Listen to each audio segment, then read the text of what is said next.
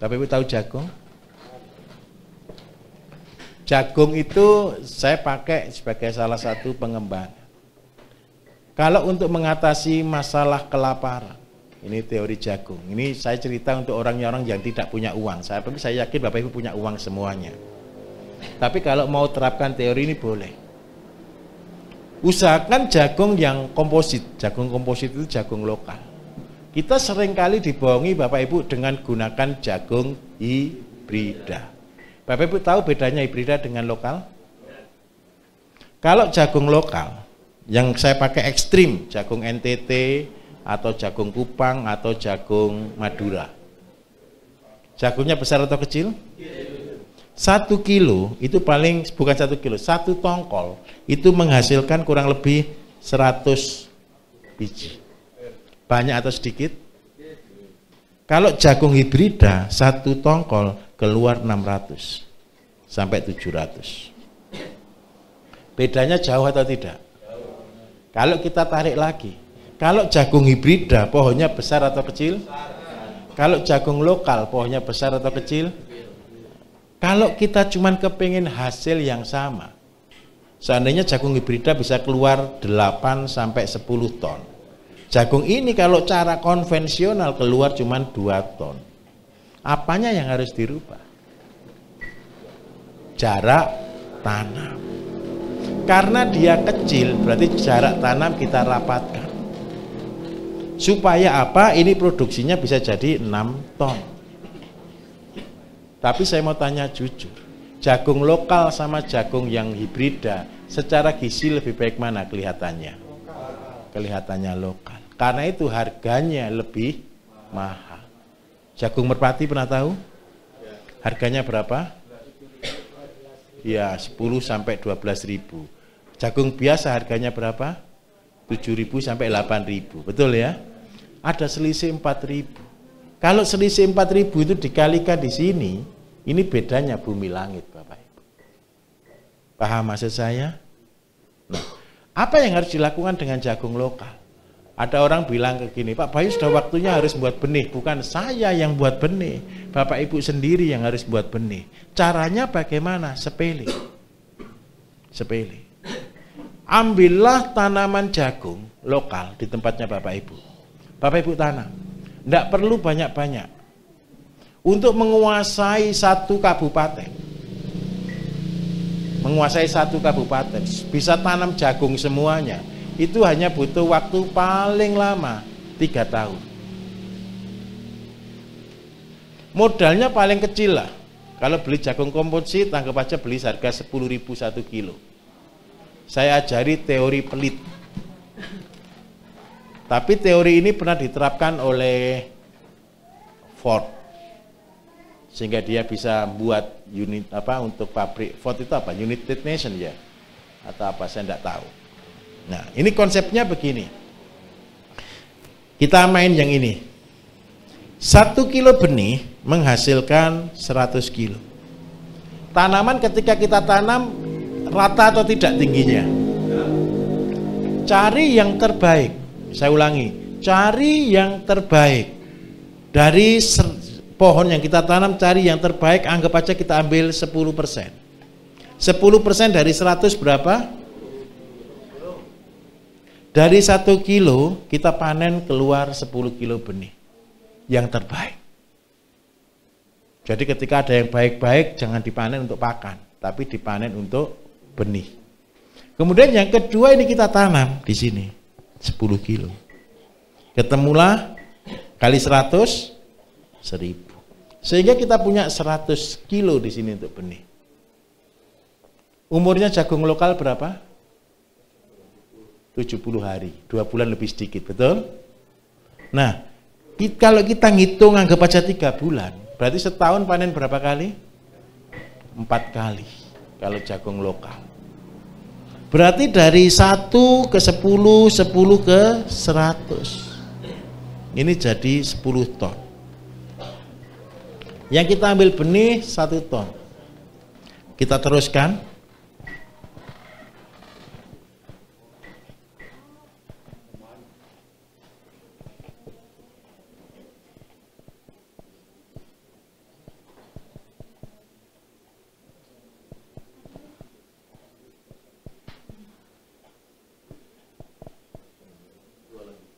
Kurang 2 lagi. 1000 ton. 1000 ton jumlah besar atau kecil? Saya mau tanya jujur buat Bapak Ibu. Banyak orang selalu pesimis ketika dia tahu kondisi hidupnya. Tapi percayalah, Bapak Ibu lakukan konsep ini. Ini sudah jadi orang terhebat. Inilah yang saya lakukan untuk membangun daerah-daerah. Jadi teorinya adalah teori benih jagung 1 kilo. Kalau Bapak Ibu kita teruskan lagi, kita di sini kan berarti punya 100 ton. Benih sampai 100 ton kira-kira banyak atau sedikit? Butuh tanah berapa ribu hektar? Banyak hektar. Ini teorinya zamannya nabi-nabi, Bapak Ibu. Bagaimana cara mereka bertani? Mulai di zaman peradaban, di zaman Mesir. Ini saya pakai teorinya mereka.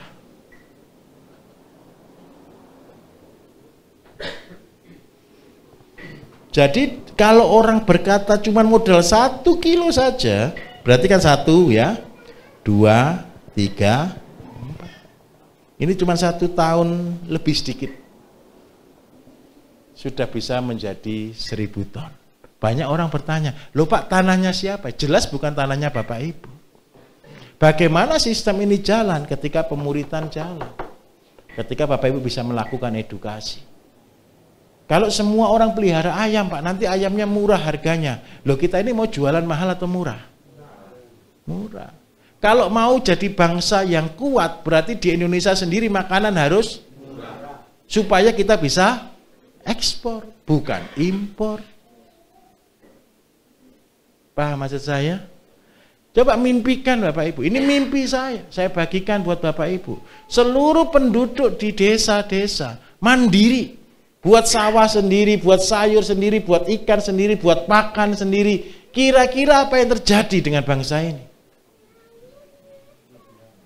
Overproduksi sehingga harganya jadi murah. Kalau biayanya beli Bapak Ibu, harga murah hitungannya rugi. Tetapi kalau semua produksi sendiri, harga murah tetap happy. Betul atau tidak? Saya tunjukkan, kalau Bapak Ibu cuma pelihara ayam saja, dedaknya beli, jagungnya beli, terus harganya murah, jadinya rugi. Tetapi kalau jagungnya tanam sendiri, pupuknya punya sendiri, bibitnya punya sendiri, bisa semua mandiri, itu adalah kaya Bapak Ibu. Itulah sebenarnya Indonesia. Karena itu saya katakan di lagu Mars itu Indonesia tanah yang subur. Pertaniannya membawa makmur. Kenapa kalau saya katakan pertaniannya membawa makmur? Coba kita tanya jujur. Bidang usaha apa yang kita bisa mandiri? Ayo kita tanya. Kita mau kerja handphone. Bisa mandiri enggak kerja handphone? Enggak bisa. Kita kerja elektronik yang lain, bisa mandiri tidak? Kita punya pangan yang dibutuhkan oleh seluruh dunia loh, bukan hanya Indonesia. Ayo kita perkuat konsep ini. Enggak usah muluk-muluk, mulai dari yang ada. Mulai dari yang paling kecil. Sampai akhirnya butuh waktu sekolah ini 3 tahun Bapak Ibu. Fair, sekolah ini butuh waktunya 3 tahun. 3 tahunnya untuk apa? Sampai Bapak Ibu akhirnya punya pabrik pupuk, punya pabrik pakan, punya supermarket. Bukankah kalau ini kita hitung, ini yang dicari oleh semua orang? Betul atau tidak? Loh Pak, punya pabrik kan modalnya besar. Enggak perlu modal besar. Saya buat pabrik obat pertama kali modal cuma 50.000. Fair. Saya buat obat pertama kali cuma buat 1 jerigen 5 liter. Modal saya 50.000. Ketika obatnya jadi, kan tidak mungkin saya bisa jual, tidak ada izin, tidak dikenal orang. Saya cuma bagi-bagi. Sedikit saya putar, ada orang gara-gara cocok sembuh, dia ngasih uang, gitu. Uangnya saya belikan lagi bahan. Sampai akhirnya dari 1 galon 5 liter, menjadi sekian, jadi sekitar 6 ton. 6 ton itu saya taruh di 1 ruangan, setiap hari saya doakan Bapak Ibu. Itu nilainya 12,5 miliar. Karena apa? Saya butuh uang 12,5 miliar pada zaman itu. Ini saya tunjukkan ya. Setelah akhirnya ada seorang investor dari Jakarta, multi level terbesar di Indonesia zaman itu. Dia ambil produk saya. Nggak dibayar Bapak Ibu. Alhamdulillah gitu loh. Itu pertama kali saya bisa melepaskan hutang. Saya bilang ya, saya lagi bangun rumah karena saya mengharapkan. Kenapa saya seringkali mengatakan rezeki itu bukan dari pekerjaan kita. Ini saya tunjukkan, saya ceritakan serius. Ketika produk saya diambil sana berapa M? Banyak M lah, cukup banyak. Akhirnya saya beranikan diri untuk bangun rumah. Rumah saya rombak, saya bangun. Tengah-tengah jalan, dia macet nggak mau bayar Bapak Ibu. Akhirnya hidup saya itu isinya cuma satu, Pak, tanya ke dia, Pak, kapan dibayar? Kenapa saya juga harus bayar tagihan, betul enggak? Saya tunggu janjinya orang, saya juga berjanji ke orang. Akhirnya gara-gara itu dia selalu bereset Bapak Ibu. Sehingga saya dimarahi orang. Mulai hari itu, hidup saya berubah. Mulai hari itu saya tidak mau janji lagi ke orang. Saya WA beliau, Pak, mulai hari ini utangnya saya hapuskan. Kenapa kok saya harus bilang begitu? Supaya tidak ada dalam pikiran saya masih punya uang di orang. Paham maksud saya? Akhirnya saya bilang, mulai hari ini hutangnya saya hapuskan. Hati saya lega, tapi habis gitu saya nangis Bapak Ibu. Fair, kenapa saya nangis? Karena saya sudah habis uang. Betul-betul habis uang saya. Saya tidak tahu kerja apa. Mobil saya jual untuk menyelesaikan rumah, walaupun tidak selesai 100%. Saya tidak punya mobil, ya rumah jadi tapi belum 100%. Akhirnya ada orang datang, salesnya yang dari perusahaan raksasa ini. Datang ke saya, Pak Bayu saya punya uang 5 juta, boleh enggak saya order teh? Gitu. Itu pekerjaan terberat yang pernah saya lakukan Bapak Ibu. Tahu teh? Teh itu dari saset, betul ya? Tehnya dimasukkan, disaseti. Gitu. Ada 13 item pekerjaan. Dikasih uang 5 juta mau nyetakkan cukup atau tidak? Tidak cukup. Ini saya mulai buat dari kantongnya teh, bahannya tehnya masuk, terus kasih benang ke sini, kasih gantungan di sini buat kotaknya. Semua manual, pakai gunting Bapak Ibu. Dia pesen waktu itu 1000 box. Ngeri tidak kira-kira? 4 hari saya tidak tidur untuk ngejar memenuhi target. Tapi tahu keajaibannya? Ini yang keren. Hanya dalam waktu 6 bulan dari 5 juta ini Bapak Ibu, omset saya per bulan jadi 600 juta. Keren enggak kira-kira? Langsung berdiri pabrik. Sekarang omsetnya pernah tembus sampai 4M per bulan. Jadi saya minta tolong, ketika kita punya masalah, di belakang masalah ada berkah. Pertanian juga sama. Isinya masalah. Saya dicap jadi orang gila itu dari dulu. Kalau yang ngecap orang lain saya masih terima. Kalau yang ngecap dari keluarga itu sakitnya dalam Bapak Ibu. Betul atau tidak? Apalagi yang bilang orang tua. Mau ngelawan tidak berani orang tua. Ya harus nurut. Tapi mau saya ngomong, saya ini mau menyelamatkan bangsa, siapa saya? Ngenes enggak kira-kira? Bayangkan, ngenes enggak kira-kira?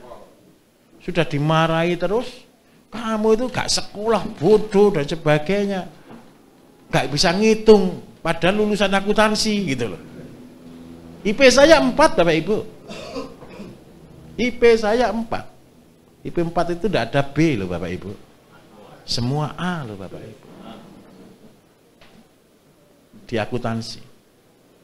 Saya banyak nilai A itu sebelum ujian selesai.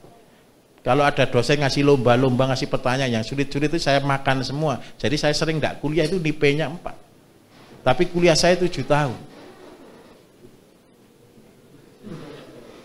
Kenapa kok 7 tahun? Gara-gara bertani. Saya bekerja mulai dari usia 16 tahun. Tujuan saya kerja juga konyol. Bangun pertanian Indonesia itu kan pekerjaan yang paling konyol sebenarnya. Kalau cuma untuk pribadi, waktu itu saya sudah lebih dari cukup. Karena itu saya minta tolong. Mulai dari yang kecil, lakukan dengan sungguh-sungguh. Ilmunya terlalu mudah. Tapi yang paling sulit itu adalah kekuatan mental. Dan yang paling penting lagi satu, tolong jangan pernah berubah, gitu aja.